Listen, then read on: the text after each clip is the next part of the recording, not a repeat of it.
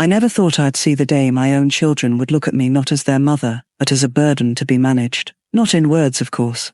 They were too polite for that. Too educated. Too rehearsed. But I've always known how to read between the lines, especially when it comes to family. I raised 3 children. I buried my husband 10 years ago. I taught music for 40.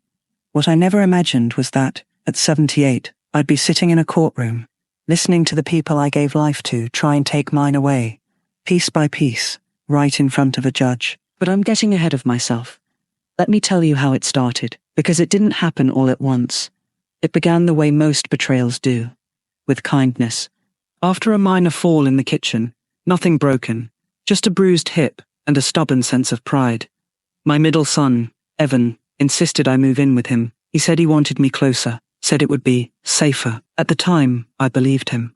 After all, wasn't this what we raise our children for? So we're not alone when the stairs get steeper and the nights get longer? For a while, it was fine. His wife, Dana, handled everything. The medication, the doctor visits, even my meals. She was efficient, overly so. She started labeling my pill bottles in bold red marker, as if I couldn't read. She adjusted the thermostat behind my back, whispered to Evan when she thought I was asleep. Small things. Things you tell yourself not to make a fuss over. Then they took my checkbook. Said it was for convenience. At first, I didn't object. I told myself it was temporary, just until I was back on my feet, as Dana put it. But weeks passed, and no one returned it. When I asked, Evan smiled and said, "You don't need to worry about bills anymore, Mum. We've got it covered." It sounded generous. It was anything but. One by one, my routines were dismantled. My weekly trips to the market were replaced with online orders I didn't choose. The house phone was disconnected. My mobile phone began to mysteriously die by mid-afternoon, and Dana would always be too busy to find the charger. My world shrank, and with it, my voice. It's a strange thing to feel invisible in a house full of people. But I did. Then came the wellness appointments. Not my usual doctor. Someone new. A soft-spoken woman who asked the same questions over and over. Do you remember today's date? Who's the president? Can you count backward from 100 by sevens? I passed every test, but that didn't seem to matter. The visits increased. I wasn't being cared for. I was being evaluated. And still, I tried to believe the best. I told myself they were worried, that they loved me, that they were just being cautious. But then I overheard a conversation that changed everything. One evening, Dana was on the phone in the kitchen. She thought I was asleep. She told someone, maybe a lawyer, maybe her sister, that things were almost finalized, and that once the papers go through, the accounts can be consolidated. I didn't know what it meant yet, but I knew it had nothing to do with love. The next morning, I asked Evan directly, "Are you trying to have me declared incompetent?" He didn't answer right away. He didn't even look surprised. Just sighed and said, "Mum, you're not thinking clearly. We're doing what's best for you." That was the moment I knew I had to protect myself, because no one else would. That night, I lay awake staring at the ceiling fan, listening to the quiet hum of a house that no longer felt like mine. I knew I couldn't trust Evan. I knew Dana had her own agenda, and I knew, if they succeeded, I would lose everything. Not just my home or my savings, but my name, my rights, my voice. So, I made a plan. I waited until Dana took the kids to a birthday party, and Evan was out golfing. Then I called an old friend, Lila, a retired nurse I'd taught piano 2 years ago. She came over within the hour, brought soup and something far more precious.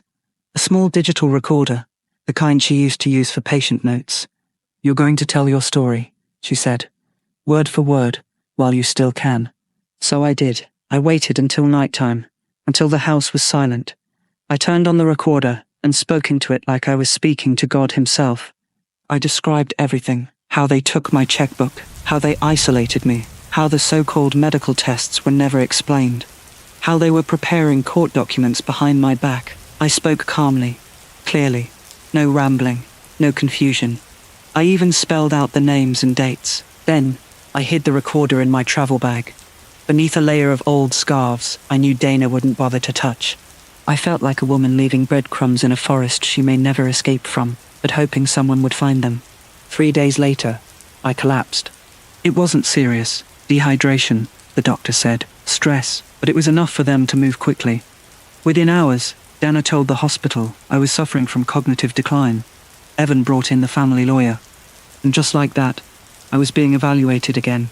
This time, not by a gentle nurse with a clipboard, but by 2 court-appointed doctors and a social worker I'd never met. I answered their questions, but I could feel their skepticism. A file had already been built against me, and I had no idea what it said, but I had the recording. I wasn't allowed to go home. They said I needed observation, so I stayed at the hospital under the guise of recovery. Dana brought me clothes from home, but not the bag with the scarves. When I asked for it, she said, "Oh, it's just clutter, Mum." We packed it away. That's when I truly panicked. Not outwardly. I smiled. I nodded. But inside, my heart raced. That recorder was my only defense. Without it, I had nothing but my word. And in their eyes, that word was already crumbling. But fate, it seems, still favored me in small, hidden ways. The nurse on the evening shift, a kind woman named Asha, had noticed the tension around me. She didn't say much, but one night she asked, softly, "Do you trust your family?" I don't know what made me speak honestly, but I did. I told her about the bag, about the recorder, about everything. She didn't promise anything.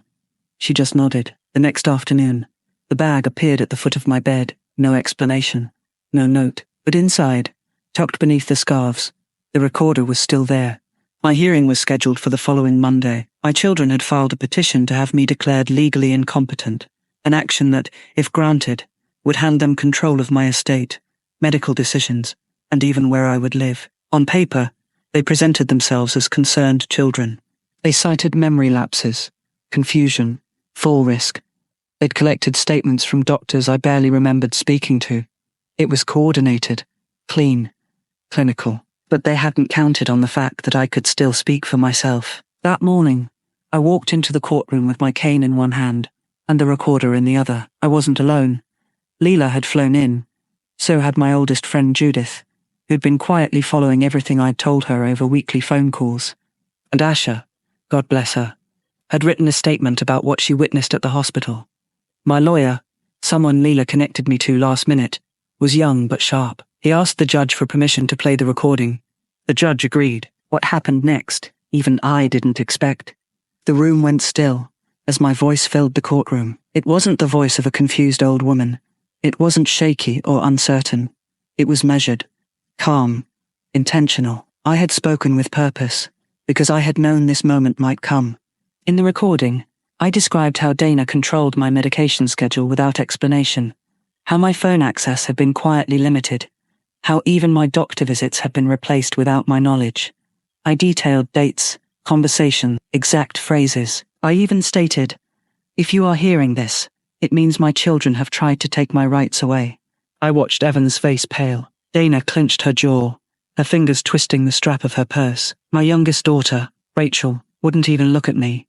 She just stared at her lap, her cheek twitching. When the recording ended, the judge leaned forward. He didn't speak right away.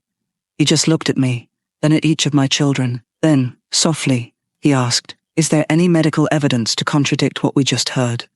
My children's lawyer began to speak, but the judge held up a hand. No legal maneuvering. Simple answer, yes or no. The lawyer sat down. The judge ruled in my favor, officially, and without hesitation. The petition to declare me incompetent was denied. My medical decisions would remain mine. My finances would remain mine. And any further attempts to interfere with my autonomy, the judge warned, could be considered elder abuse. But it wasn't just a legal win. It was something deeper, something colder. As we walked out of that courtroom, not one of my children met my eye. Evan walked ahead, hands in his pockets. Gaynor was whispering furiously, probably already strategizing. Rachel lingered behind, but when I turned toward her, she looked away. I didn't speak. I didn't need to. They had shown me exactly who they were. In the weeks that followed, the silence from my children was deafening. No phone calls, no visits, not even a hollow apology.